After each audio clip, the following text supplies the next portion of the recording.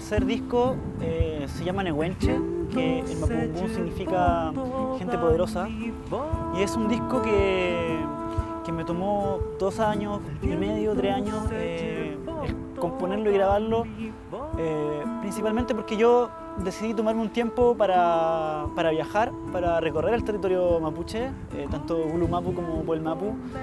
y escuchar, por sobre todo, a la gente, a los poetas, y empaparme de lo que implicaba ese despliegue territorial, y además que estaban ocurriendo cosas increíbles en territorio mapuche, como que muchos peñis habían sido encarcelados, habían peñis que habían sido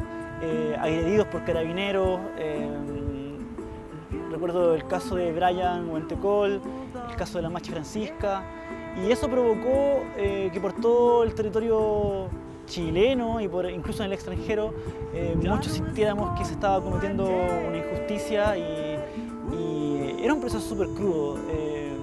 de mucha injusticia, de montajes policiales. Recuerdo que incluso Carabineros atacó una escuelita de niños.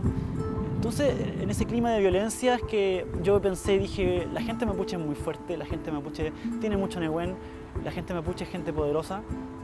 y eso me ayudó a crear canciones nuevas, melodías nuevas, y yo pienso que es mi mejor trabajo hasta ahora, y estoy muy feliz de comenzar a compartirlo.